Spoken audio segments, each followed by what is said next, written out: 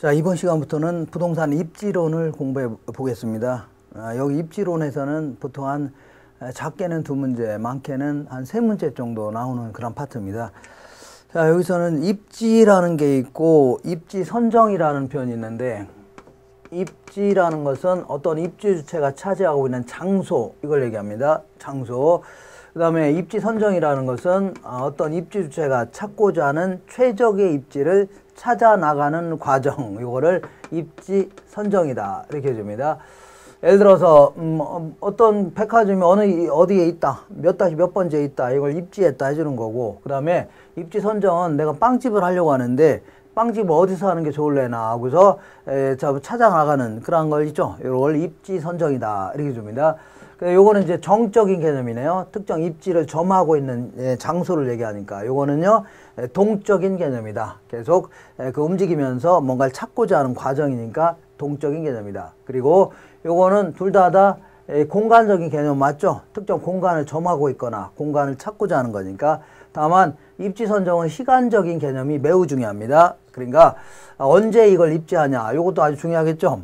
그런데 남들 다 커피 전문점 해갖고 돈 벌고 좀 빠져나가려고 하는데 그때 나중에 이제 하겠다는 건 안 되겠죠. 그러니까 언제 하느냐가 딱 중요한 겁니다. 이걸 입지 선정이다.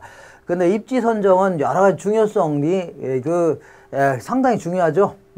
좋은 입지를 찾는 게 매우 중요한데, 자, 굳이 몇 가지를 얘기하라면 가장 중요한 요인은 그 입지를 잘못 선정하게 되면 곧바로 사업의 실패로 이어지죠. 그러니까 그 가장 큰 이유는 부동성이라든가 아니면 비가역성, 이런 게 가장 큰 이유가 됩니다. 비가역성이다. 되돌릴 수가 없다는 얘기죠. 예를 들어서 이거 뭐가 있냐면, 단국대가 이제 예전에 한남동에 있었습니다. 한남동에 거기 있었는데, 여기에 단국대가 있길래 여기다 원룸을 딱 차렸는데 처음엔 장사가 잘 됐다는 얘기죠. 근데 어느 날 여기에 이제 용인의 죽전직으로 이사 갔거든요. 그러면 만약 요거를 들고 쫓아만 갈 수 있다면 손해는 안 날 수 있죠, 들고. 근데 쫓아갈 수 없는 거 아닙니까? 이 부동성이라는 특성이 있는 거고. 또 번째는 비가역성이라는 것은, 그러니까 그러면 여기 이제 이런 게 없어지면서 다 뭐가 들어온다고요? 아파트 막 들어서기 시작했을 겁니다. 그러면 낮에는 아파트에서 주무시고 밤에는 원룸에 주고 잠만 자나요? 그러니까 크게 손해날 수가 있는 거죠. 근데 요거를 만약에 원래 상태로 되돌릴 수만 있다면 이걸 비가역성이라 하죠. 다른 걸로 바꿀 수만 있다면, 쉽게 바꿀 수 있다면 손해는 안 나겠죠. 근데 쉽게 바꾸기가 쉬워요, 어려워요? 상당히 어려울 겁니다. 용도로 바꾸는 것도 어려울 거고, 그다음에 이걸 철거한다는 것도 엄청난 돈이 필요할 것이고. 그러니까 이걸 비가역성이다. 그러니까 가역이 뭐라 하겠어요? 역으로 가능하게 하는 게 힘들다는 얘기죠. 이런 것들 때문에 곧바로 사업에 실패할 수밖에 없다, 그런 원리입니다. 이렇게. 그래서 우리 이제 입지와 관련돼서 입지 선정의 조건이 있는데, 입지 선정의 조건은 예컨대 이렇게 볼게요. 이걸 용도별로 한번 따져보겠습니다. 용도별로. 우리 이제 주거지가 있고, 상업지가 있고, 또 뭐가 있다고요? 공업지가 있고, 이제 농업지가 있다고 쳐볼게요. 그러면 어떤 입지가 최적의 입지가 될 것인가, 이거를 입지 선정 조건이라는 겁니다. 찾고자 하는 입지 선정 조건. 그러면 주택 같은 경우는 아무래도 어디에 입지하는 게 좋다고요? 아무래도 쾌적한 동네가 좋겠네요. 쾌적성을 최고로 치는 겁니다.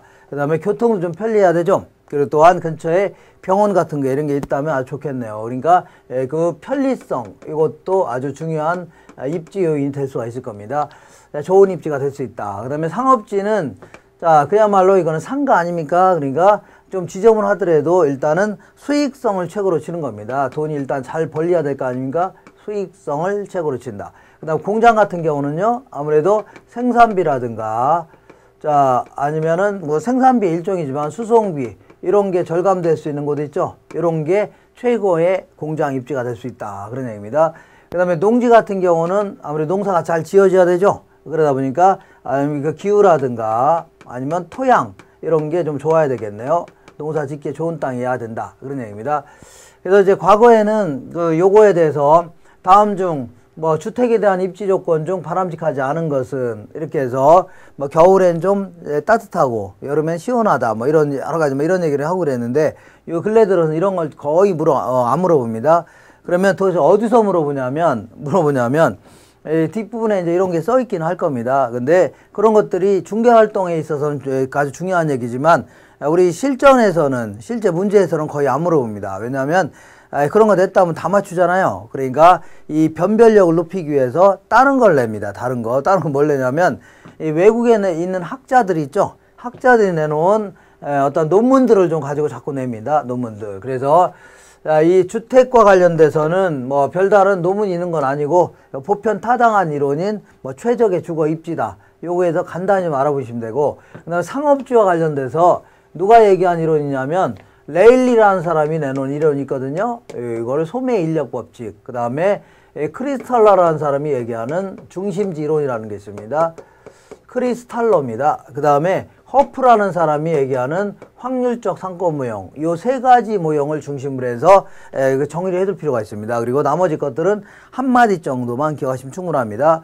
이런 내용에서 시험에서 물어봅니다. 그 다음에 공장과 관련된 입지로는 베버라는 사람이 얘기하는 최소 비용 이론이라 이게 있는데 이 내용은 정의를 해둘 필요가 있습니다. 다른 것들은 한마디만 기억하시고, 그 다음에 농지와 관련돼서는 아까 얘기한 전 시간에 얘기했던 튀넨이라는 사람이 내놓은 고립국 모형, 이걸 통해서 입지 선정과 관련된 얘기를 쭉 언급하고 있습니다. 그래서 주로 이제 많은 것 같지만 사실은 가장 중요한 것들은 요 5개가 답니다. 그리고 나머지 것들은 그분들이 무슨 얘기를 하려고 하는 건지 한마디씩, 아니 많게는 두 마디씩 이렇게 해서 가볍게 정리하시면 되고, 여기 있는 내용들은 내용을 좀 알고 계셔야 됩니다. 내용을.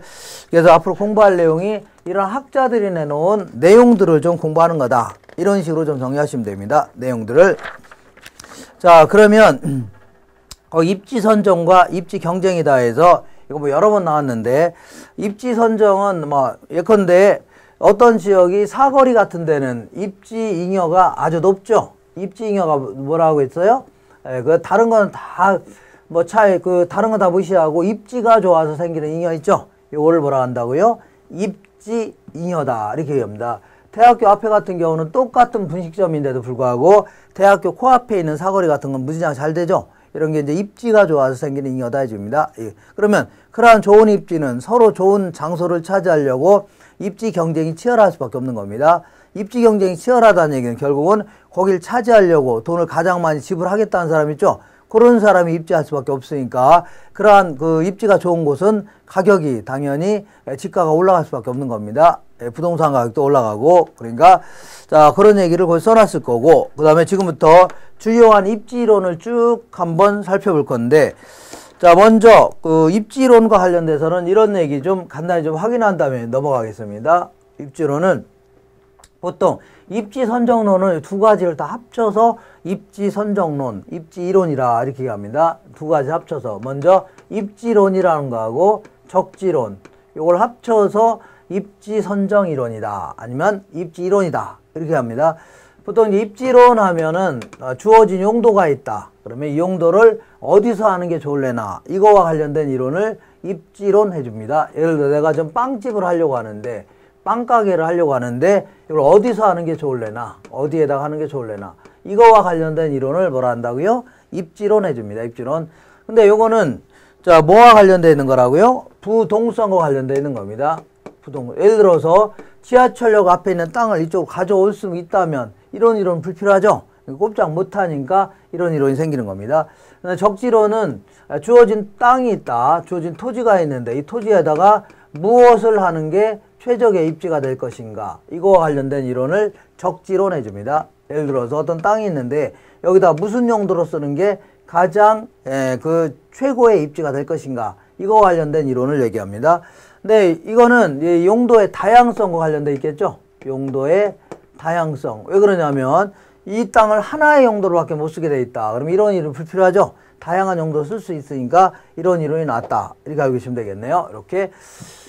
자, 그러면 이렇게 간단히 좀 알아봤고, 지금부터 주거지와 관련된 입지론부터 쭉 알아볼 건데, 주거지와 관련돼서는 어떤 특정한 어떤 이론이 있는 건 아니고 모든 사람이 공감할 수 있는 어떤 보편 타당한 그런 하나 이론이 있는데 이게 최적의 주거 입지다 이런 표현을 합니다. 최적의 주거 입지. 근데 요거는 이거 어떤 이론이냐면 어떤 주택이라는 게 있다고 쳐볼게요. 그럼 주택이라는 게 어디에 입지하는 게 좋다고요? 아무래도 주택은 여러 가지 제반 요인이 좋아야 될 거죠. 어떤 사회적, 경제적, 행정적인 제반 요건들이 제대로 갖춘 지역 있죠? 그런 데다 주택을 구입하는 게 좋다는 얘기입니다. 이거 외에도 여러 가지 자연적인 조건도 줘야 되겠네요. 사회적인 조건 하면 여러 가지 그 지역의 관행, 관습, 가치관 뭐 이런 거 있죠? 학교라든가 이런 게 제대로 갖춰져 있다 그런 얘기죠. 그런 데다가 집을 구입하는 게 좋다 그런 얘기고, 경제적으로는 집값이 떨어지면 돼요, 안 돼요? 안 될 거 아닙니까? 집값이 앞으로 올라갈 가능성 있는 곳 있죠? 그런 것이 좋겠다 그런 얘기입니다. 그 다음에 행정적으로 여러 가지 규제라든가 이런 게 많지 않은 지역 있죠? 그런 지역이라든가 아니면 뭐 또 기타 여러 가지 자연적인 조건, 좀 따뜻하고 비 같은 거 많이 나오거나 아니면 지나치게 막 안개 같은 거 많이 띄고 그러면 부딪힐 수도 있는 거 아닙니까? 그런 것도 감안해서 결정해야 된다는 얘기입니다. 그러니까 주택이라는 게 어느 하나를 가지고 이걸 그 주택의 입지를 결정하는 것은 매우 바람직하지는 않습니다. 근데 여기서는 이 여러 가지 요인 중에 특히 이제 경제적인 요인, 요거 하나만 가지고, 특히 경제적 요인 중 극히 일부분만 가지고 주거 입지를 한번 찾아봤다 하는 점에서 상당히 불완전한 이론입니다. 불완전한 이론이고, 그래서 이거는 거의 이제 최근 한 10년 동안 다 물어본 적은 없습니다. 근데 물어본 적이 없다 하더라도 무턱대고 이거를 안 할 수는 없잖아요. 그러니까 가볍게 한번 알고 갈 필요는 있다 그런 얘기입니다. 여기서는 뭘 가지고, 요것만 가지고, 경제적 측면 가지고 뭘 따지냐면, 이 도심에 직장이 있다고 쳐볼게요. 자, 직장이 여기 있는데 외곽으로 나가 살면 살수록 일단은 뭐가 들어가요? 교통비가 점점 더 많이 들겠네요. 외곽으로 나갈수록 교통비는 증가하는데, 아무래도 외곽으로 나가면 집값은 싸지죠? 임대료 같은 건 싸질 거 아닙니까? 이걸 주거비라고 해볼게요. 주거비는 점점 감소한다 그런 얘기입니다. 그래서 이 두 가지 비용이 있는데, 두 가지 비용을 합쳤을 때 가장 적게 들어가는 곳 있죠? 이게 최적의 주거 입지가 아니냐 이렇게 얘기하는 겁니다. 그래서 상당히 다른 건 다 무시하시고 무조건 이런 것만 가지고 따진다는 게 상당히 불완전할 수밖에 없습니다. 그래서 한번 그 내용을 좀 살펴보겠습니다. 그래서 이게 다 따진다는 게 또 쉽지만 않죠. 우리 경제학이라든가 이 부동산학은 이렇게 복잡 다변화된 그러한 현실을 가능하면 어떻다고요? 간단히 해갖고 분석할 수밖에 없는 그런 겁니다. 자, 그러면 이런 얘기를 해보겠습니다. 이렇게 뭘 얘기하냐면, 이렇게 한번 볼게요. 요거는 총 교통비입니다. 외곽으로 나갈수록 교통비는 점점 증가하죠? 증가하는데 이렇게 비례적으로 증가하는 게 아니라 이렇게 이제 이러한 형태로 체감하면서 증가한다는 얘기입니다. 그러니까 왜 이렇게 증가하나 이렇게 보시면 이런 얘기입니다. 이 변두리 쪽은 좀 나가나 들어오나 교통비 차이가 별로 없다는 얘기입니다. 근데 이 안쪽 같은 경우는 조금 안으로 들어오게 되면 교통비가 크게 절감되죠. 조금 나가게 되면 교통비가 크게 늘어난다는 얘기입니다. 왜 그러냐면 이 안쪽 같은 경우는 상당히 막 혼잡스럽죠. 혼잡하니까 조금 안으로 들어오면 교통비가 크게 절감되는데 조금 나가게 되면요 크게 늘어날 수 있다는 얘기입니다. 근데 외곽 쪽 같은 경우는 뭐 그런 거 별로 없죠. 그러니까 나가나 들어오나 별 차이가 없다는 얘기입니다. 그러면 지금부터 한계라는 표현은 추가라는 뜻입니다. 추가.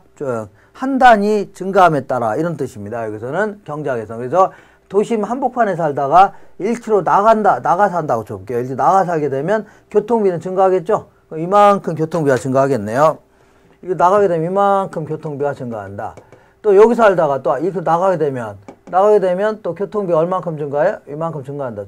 또 나가 살면 이만큼 증가하는 거죠? 또 여기 살다 또 이렇게 나가게 되면 이만큼 증가할 거 아닙니까? 여기서 살다 또 이렇게 나가게 되면 이만큼 증가하죠? 이렇게.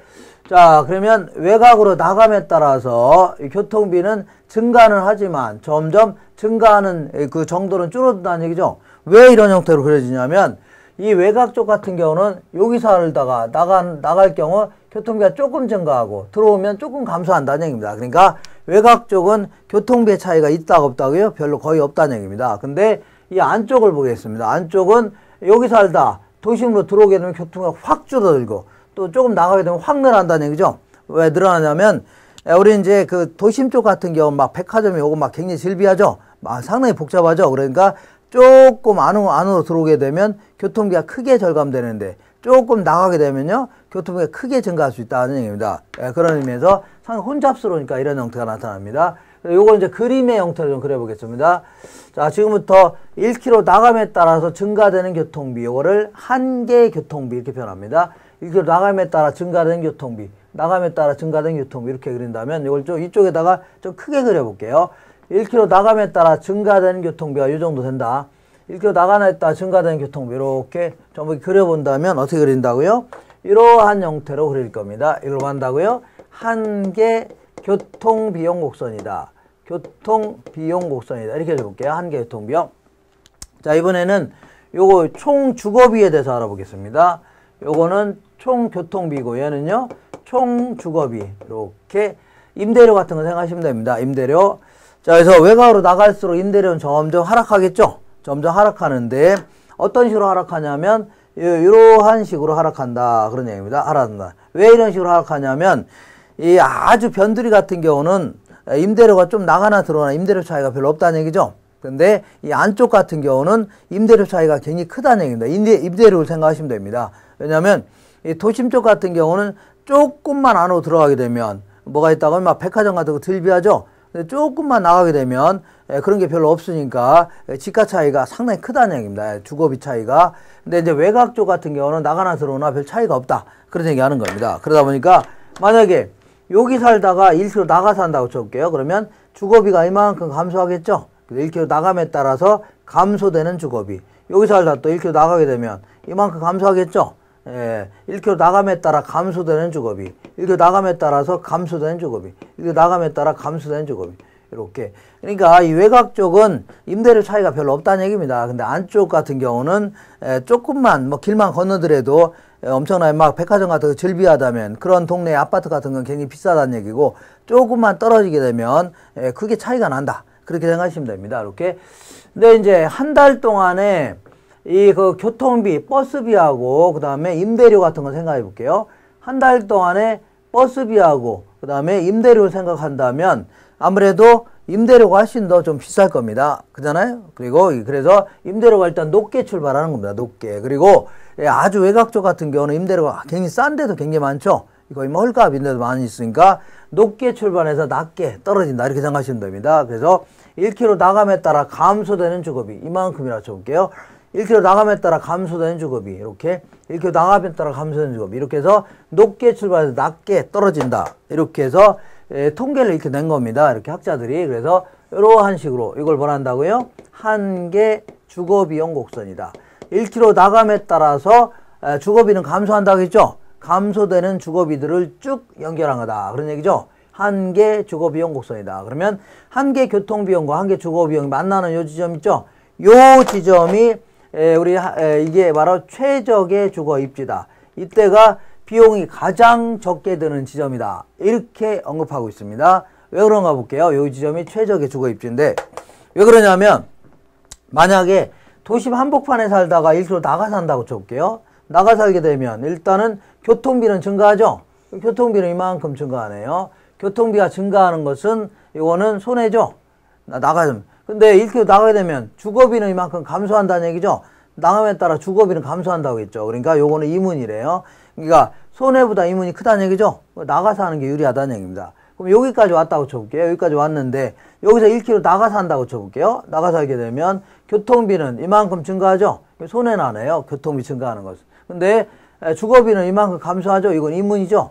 근데 그 나가서 하니까 손해가 이문 보는 것보다 더 크다는 얘기죠. 나가서 하면 돼요? 안 돼요? 안 된다. 나갔다 다시 들어와야 된다는 얘기입니다. 그러니까 결국은 요 지점에서 입지를 선정할 때, 주거 입지를 선정할 때 비용이 가장 절감될 수 있다. 이렇게 얘기하는 겁니다. 이렇게. 그래서 자 그런 얘기 좀 확인하시고 그 다음에 그 최적의 주거 입지의 변화다 해서 자 요거는 뭐 그래프를 하나 이렇게 좀 그릴 줄 아셔야 됩니다. 만약에 문제 나온다면 그래프는 항상 이렇게 세 가지 형태로 자, 어떤 식으로 그리냐면 이렇게 한번 보겠습니다.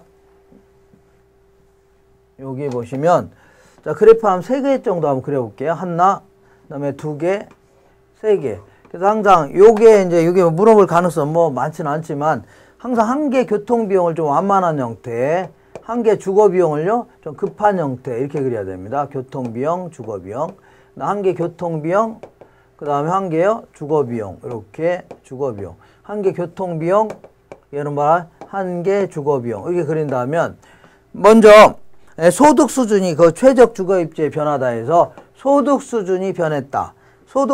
현재 여기가 최적의 주거입지 아닙니까? 여기가 최적 주거, 여기가 최적 주거입지다. 여기가 최적의 주거입지인데 소득 수준이 변하면 아무래도 주택에 대해서 부담할 수 있는 능력이 커진 거 아닙니까? 그러니까 얘를 자 상향 이동시키면 되는 겁니다. 더 지불할 능력이 커졌으니까 이렇게 상향으로 조정한다면 자 이렇게 여기서 요 지점 나갈수록 더 유리해진다는 얘기죠. 그 밖으로 나가는 게 유리하다. 그런 얘기 하는 겁니다. 반대로 교통비용이 증가했다고 쳐볼게요. 그러면 교통비용이 이렇게 되다 교통비용이 늘어났다는 얘기죠. 교통비용이 늘어나면 얘를 위로 올리면 되는 겁니다. 이렇게 올리니까 여기서 여기로 바뀌었죠. 그러다 보니까 안으로 들어가는 게 유리하다는 얘기입니다. 그래서 교통비가 많이 들고 그러면 안쪽으로 들어가는 게 유리하다. 그런 얘기 하는 겁니다. 그다음에 교통수단이 발달했다. 교통수단이 발달했다는 얘기는 자 버스를 4번, 5번 타고 다니다가 지하철 한 번에 통과했다는 얘기죠. 그럴 경우는 멀리 나가는 게 유리하다. 그런 얘기입니다. 멀리 나가서 교통비는 절감되고 상대적으로 그 다음에 집값은 떨어지니까 그쪽 유리하다. 그런 표현입니다. 그러니까 교통수단이 발달하게 되면 자 버스 5번 타고 다닐 거를 지하철 한 번이면 끝나죠. 그러니까 교통비가 크게 절감된다. 그런 얘기입니다. 그러니까 절감되니까 이걸 아래로 이렇게 조정하면 되겠네요. 교통비용. 그러면 여기 살다가 밖에 나가는 게 유리하다. 그런 얘기입니다. 이렇게. 요거는 이제 학자들이 이렇게 이제 그림을 그린 거기 때문에 이게 뭐 절대적으로 뭐 현실 경제에 딱 맞아 떨어진다 이렇게 생각하시면 안 됩니다. 학자들이 이런 식으로 이제 논문을 발표했으니까 여기에 맞춰서 이렇게 좀 정리하시면 됩니다. 자, 지금부터 상업지와 관련된 입지이론을 좀 알아보겠습니다. 상업지와 관련된 입지이론은 레일리의 소매인력 법칙, 그 다음에 크리스털러의 뭐가 있다고요? 그 중심지이론, 그 다음에 허프의 확률적 상권 모형, 요 세 개는 그 내용 자체를 좀 자세히 알고 있어야 되고 나머지는 뭐 그 정도 그런 게 있다 정도 하시면 됩니다. 자, 일단 상권이라는 게 뭐냐면 어떤 점포가 있을 때 고객이 존재하는 지리적 영역, 이걸 뭐라 한다고요? 상권이다 이렇게 얘기합니다. 아무래도 백화점 같은 경우는 아주 멀리 있는 사람도 오죠. 그러니까 상권이 넓다 하는 거고, 편의점 같은 경우는요 동네 사람만 오는 거죠. 상권이 좁다. 이렇게 해서 일단 용어 좀 알고 계시고, 그 다음에 다른 것들은 할 필요 없고 거기 넘기시면은 시장의 획정 방법이다 해서 상권의 범위를 정해보는 여러 가지 방법들이 있는데, 요거는 상권의 획정 방법이다. 획정이라는 게 구획해서 정해보겠다 그런 얘기입니다. 이거를 획정 방법이라는 건데, 여기는 시장 침투법이 있습니다. 그리고 공간 독점법, 분산시장 접근법 이런 게 있는데, 시장 침투법은 여기 지금 조금 있다가 이제 허프의 확률적 상권 모형이라든가 이런 걸 좀 공부해야 좀 이해가 됩니다. 다만 여기는 주로 이제 시장 침투법은 어떤 식으로 상권을 정할 수 있냐면, 보통 이제 경쟁하는 점포끼리는 이렇게 확률적으로 상권을 이렇게 확정해 볼 수가 있다는 얘기입니다. 이거는 허프의 확률적 상권 모형을 공부하시면 바로 이해됩니다. 예컨대 여기가 뭐냐면 A지구 아파트 단지가 있는데, 자, 여기 이제 기존 A라는 점포가 있고 여기는 B라는 점포가 있다 쳐볼게요. 그럼 얘들의 상권이 어느 정도 될 것인가 그런 얘기입니다. 그래서 그러면 여기는 매장의 면적이 있겠고, 면적이 뭐 4,000제곱미터다. 여기도 매장의 면적이 있겠죠. 뭐 9,000제곱미터이다. 그러면 거리가 있을 겁니다. 3km, 2km라면 허프의 확률적 상권 모형에 따라서 자, 보통 이제 얘네들 끌어당길 힘이 있을 거 아닙니까? 끌어당길 힘은 매장의 크기에는 비례하고 거리에는 반비례하는데, 만약 거리 맞춰기에서 승수가 있습니다. 그거를 거리 맞춰기에서 승수에 반비례한다 이렇게 표현합니다. 얘도 마찬가지로 면적에는 비례하고 거리 마찰계수의 승수에는 반비례한다. 거리에 대해서 거리 마찰계수 승수에 반비례한다. 이렇게 하면서 상권의 범위를 정해볼 수가 있습니다. 이거는 허프의 확률적 상권 모형을 정리하시면 그때 바로 공부가 될 겁니다. 그때 확인하시면 돼요. 그래서 이거는 보통 백화점이라든가 뭐 슈퍼마켓, 이런 것들에 대해서 상권을 정할 때 유용하게 적용할 수가 있습니다. 그다음에 공간 독점법은 이제 지역 독점이라든가 거리 제한을 두는 여러 업종이라든가 면허가 필요한 업종 있죠. 이런 거 여기에는 예를 들어서 거기 주류 판매업이라든가 우체국 체인점이라든가 프랜차이즈 이런 게 딱 적합합니다. 이런 것들은 상권을 어떤 식으로 정할 수 있냐면 예를 들어 어떤 지역에 롯데리아하고 체인 계약을 프랜차이즈 계약을 체결해서 롯데리아 측하고 여기다가 롯데리아를 내기로 했다는 얘기죠. 그러면서 계약 조건이 요 지역에다가는 또 다른 롯데리아를 입점 안 시키는 조건으로 할 수 있는 거 아닙니까? 그러면 결국은 요만큼이 상권의 범위가 될 수 있겠네요. 이렇게 상권을 정하는 것을 공간 독점법이다. 이렇게 얘기합니다. 공간 독점법. 그 다음에 분산시장 접근법은 아주 전문화된 상품으로 특정 수요 계층만 이거를 이용하려는 그러한 상품이 있을 겁니다. 예를 들어서 이 부가티라는 그런 승용차가 있는데 아주 고급 승용차입니다. 이건희 회장이 뭐 타고 다니는 그런 차인데 그런 차를 사고자 하는 자들은 아주 재벌 같은 거 있죠. 재벌 이런 분들 외에는 못 사는 거 아닙니까? 그런 분들로 상권을 한번 정해볼 수가 있다는 얘기입니다. 이렇게 정하는 걸 뭐라 한다고요? 분산시장 접근법이다. 아주 고급 가구 같은 거 이런 것들도 사는 사람이 상당히 제한되어 있죠. 그런 측면에서 뭐라고요? 분산시장 접근법 이렇게 표현합니다. 그러니까 시장을 따로 떼내서 그게 결국은 뭐 한다고요? 이게 이제 상권이 되는 거 아닙니까? 나머지는 한번 읽어보시면 되고 자 지금부터 레일리의 소매인력 법칙 그 다음에 크리스탈라의 중심지론 허프의 확률적 상권 모형 이런 걸 쭉 한번 알아보겠습니다. 자 먼저 레일리의 소매인력 법칙이라고 있는데 개요를 본다면 자, 개요는 뭐냐면 뉴턴의 만류인력 법칙을 이용하여 상권의 범위를 한번 확정시켜 본 그러한 모형이 레일리의 소매인력 법칙입니다. 그래서 두 도시 사이에 위치하는 소비자에 대하여 상권이 미치는 영향력의 크기는 또 중심의 크기에는 비례하고 거리의 제곱에는 반비례해서 형성이 된다는 얘기죠. 이거를 레일리의 소매인력 법칙이다. 그래서 이 만류인력이라는 게 뭐냐면 만물이 가지고 있는 서로 끌어당기는 힘이 있죠. 요거를 만류인력이라는 겁니다. 그런데 여기도 어떤 물체가 있고 여기도 또 다른 물체가 있다고 쳐볼게요. 그러면 얘가 얘를 끌어당기는 힘도 있고 얘가 얘를 끌어당기는 힘이 있다. 그런 얘기입니다.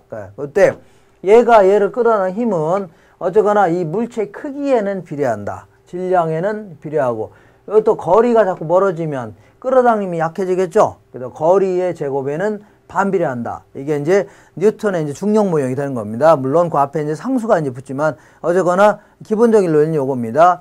자, 얘를 끌어당기는 힘은 물체의 크기에는 비례하고 여기부터 여기까지 거리의 제곱에는 반비례한다. 이게 자 그러면 여기에 또 다른 물체가 있다고 쳐볼게요. 요거는 A라는 물체, 얘는요 B라는 물체가 있는데 요 사이에 또 다른 그 물체가 또 하나 있다고 쳐볼게요. 만약 여기에 있다 얘가. 그러면 이 둘 중에서 얘를 끌어당긴 힘이 있을 거 아닙니까? 얘도 끌어당길 수 있고 얘도 끌어당길 수 있는 거 아닙니까? 근데 아무래도 얘가 가까우니까 얘가 끌어당김 힘이 클 겁니다. 이렇게. 그럼 이쪽으로 가서 달라붙겠네요. 이렇게. 만약에 어떤 물체가 여기 있다. 그러면 얘가 끌어당김이 훨씬 더 크겠죠? 그럼 이쪽으로 가서 달라붙을 겁니다. 그러면 만약에 이렇게 해볼게요. 만약에 여기는 이제 조그마한 물체인데 B라는 물체 요 또 다른 물체를 점점점 옮겨볼게요. 옮겨본다면 어느 점에 가서는 점점 옮기다면 어느 점에 가서는 양쪽이 끌어당김이 똑같을 수 있죠. 얘가 끌어당기는 힘과 얘가 끌어당김이 똑같을 수 있는 거 아닙니까? 이걸 지금부터 분기점이라는 표현을 써볼게요. 분기점. 자 그러면 분기점이라면 결국은 이렇게 그린다면 여기 있는 물체는 여기로 다 갈 것이고 여기 있는 물체 여기로 다 간다 그런 논리입니다. 그러면 자 요걸 A 도시라고 하고 이걸 B 도시라고 해볼게요. 그러면 보통 이제 도시의 크기는 뭘로 따져요? 인구로 따질 겁니다. 인구로. 그래서 이거를 population A다. A 도시의 인구다 그런 얘기입니다. 얘는요 B 도시의 인구다. 보통 이제 인구가 많은 도시를 대도시, 인구가 많지 않은 도시를요 소도시 이렇게 하는 거 아닙니까? 그러니까 이거를 이제 좀 큰 도시, 이건 조그만 도시. 그 다음에 여기까지 거리가 있을 텐데, 이 거리를, 요거는 이제 distance, 해주면 거리라는 뜻입니다. A 도시가 여기까지의 거리, A 도시의 거리. 여기는요, B 도시까지의 거리. 여기서부터 여기까지. 이렇게 생각해 볼게요. 그러면, 자, 일단 뉴턴의 만류인력 법칙을 응용해서 유인력을 다른 말로 흡인력 생각하시면 됩니다. 유인력, 흡인력. 그러니까 얘를 끌어당긴 힘을 계산해 볼게요. 유인력은 먼저, 자, 이 도시의 크기에는 비례합니다. 얘를 끌어당긴 힘은 도시의 크기에는 비례하고, 여기부터 여기까지 거리의 제곱은 반비례한다. 그런 얘기죠. 그러니까 여기다 PA를 여기다 넣으면 되겠네요. 그러니까 얘가 크면 얘도 더 커진다는 얘기입니다. 자, 얘를 끌어당긴 힘은. 그 다음에 거리의 제곱에는 반비례한다. 이렇게 해주면 되겠네요. 그 다음 이거는 A 도시가 얘를 끌어당긴 힘이고, 이번에는, 자, B 도시가 얘를 끌어당긴 힘을 계산해 볼게요. 이거는 도시의 인구에는 비례하고, 그 다음에 여기까지 여기 거리 있죠? 거리의 제곱에는 반비례한다. 이렇게 해주면 되겠네요. 자, 근데 어쨌거나 얘가 요걸 끌어당긴 힘은 요거고, 얘가 요걸 끌어당긴 요거 아닙니까? 근데 요 분기점에서는 A 도시의 유인력과 B 도시의 유인력이 똑같다고 했죠? 그러니까 A 도시의 유인력은 요거고 B 도시의 유인력은 요거 아닙니까? 그러니까 얘와 얘가 같다는 얘기죠. 분기점에서는. 그럼 얘를 똑같이 해줘 볼게요. 자, DA의 제곱분의 A는 요거 DB의 제곱분의 PB 이렇게 될 겁니다. 그러면 요거를 이렇게 바꿔치기 할 수 있습니다. 이거는 바꿔치기 못해도 상관없고 결론만 기억하시면 됩니다. 이거는 DB죠. 이 DB. 자, 그러면 DA 대 DB는 그러니까 요거 대 요거는 이렇게 바꿔치기 할 수 있습니다. 이렇게 루트가 막 나오네요. PB분의 PA 대 1 이렇게 바뀌어 나간다는 얘기죠. 그래서 여기서 이렇게 바뀌어 나가는 거 이런 거 다 필요 없고, 그 다음에 이것도 다 필요 없고, 요거는 이거 결론만 좀 기억하시면 됩니다. 그러니까 얘 대 얘는 루트 PB분의 PA 대 1 이런 식으로 해서 상권의 범위가 확정되어 나간다. 그런 얘기하는 겁니다. 그럼 만약에 A 도시의 인구와 B 도시의 인구가 똑같이 1000명씩이라고 쳐볼게요. 그럼 루트 1000분의 1000이죠. 루트 1이다.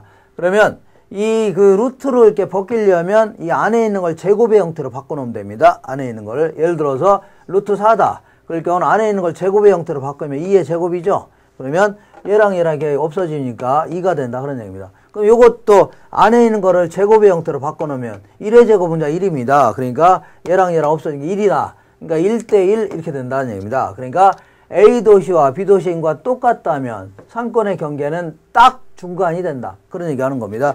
만약에 A 도시의 인구는 2000명이고 B 도시는 1000명이다. 그러면 루트 1000분의 2000이라는 얘기죠. 루트 1000분의 2000이다. 요거 대 1이라는 얘기네요. 그러면 루트 2가 되겠네요. 루트 2 대 1.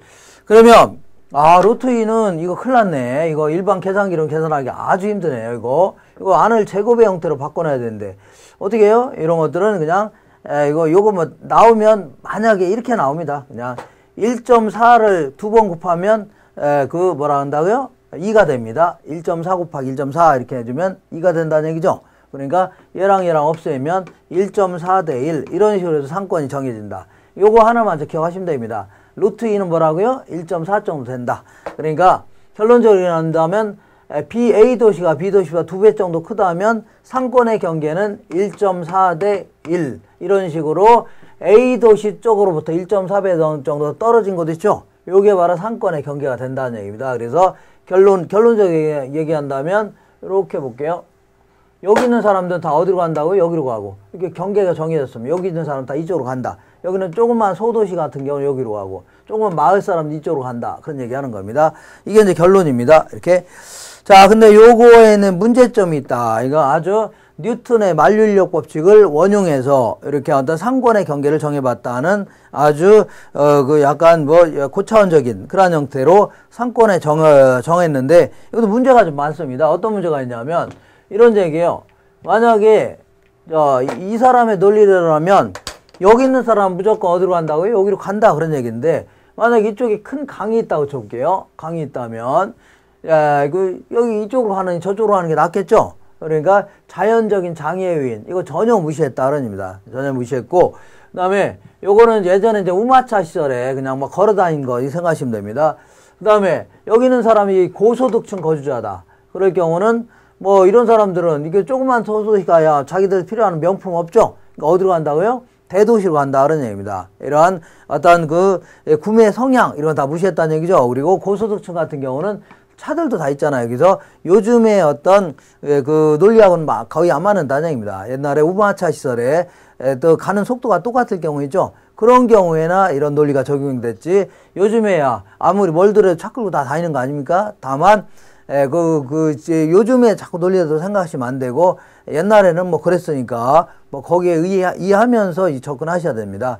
어쨌거나 뭐 중요한 것은, 이 자연적인 장애 요인이라든가, 이 사람들의 구매 성향은 다 무시하고, 우선 뭐, 이 거리만 직접적으로 가고 따졌다는 건 상당히 문제가 됩니다. 그 다음에, 거기 컨버스라는 사람은 중력 모형이라는 걸 발표했는데, 이 사람은 레일리의 소멸력 법칙을 응용해서 뭘 좀 했냐면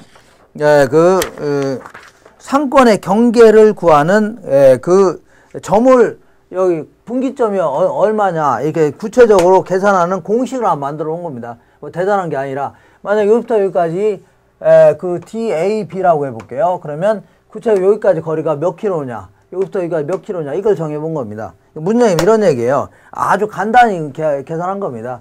여기 보시면 여기가 있다면 여기까지 예를 들어 8km라고 쳐볼게요. 8km인데 요거 아까 계산했더니 여기까지가 DA 대 DB가 예를 들어 3대 1이라고 쳐볼게요. 3대 1 이렇게 정해졌다면 3대 1이라면 8km 여기부터 여기까지 거리는 8km 곱하기 요거 두 개 더하면 얼마? 4죠. 4분의 3 해주면 되겠네요. 그럼 여기까지 거리가 정해질 거 아닙니까? 이런 식으로 하겠다는 얘기입니다. 그러니까 아주 간단히 나온 겁니다. 써보면 좀 복잡한 것 같지만. 어쨌거나, 여기는 루트 왜 그럽니까? 루트 PB분의 PA라고 했죠? 요거다 1이라고 했죠?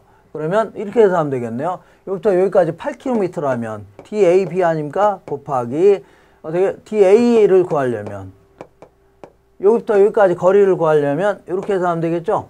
요거 전체에다가 이거 더하기 이거분의 얘가 차지함을 해주면 되겠네요. 루트 PB분의 PA 플러스 1분의 루트 PB분의 PA가 차지한 비율 이렇게 해주면 됩니다. 요거를 이제 정리하다 보면 이렇게 계산될 수 있어요.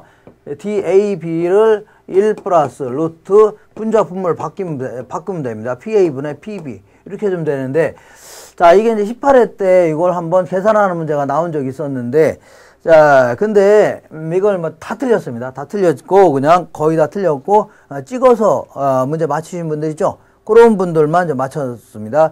이거는 뭐 지금 암기할 필요는 없고, 나중에 그 시험 보기 전에 간단히 좀 기억하고 가시면 됩니다. 기억하고, 또 어제 이건 나 못해 먹겠다. 그러면 그냥 무시해도 됩니다. 우리 수석하려고 공부하는 건 아니니까 합격만 하시면 될 거 아닙니까? 이렇게 생각하시면 됩니다. 자, 이렇게 해서 뭐까지 알아봤나요? 레일리의 소매 인력 법칙을 알아봤고, 다음 시간에는 크리스탈러의 중심지론 요거 알아보겠습니다. 자, 이상입니다.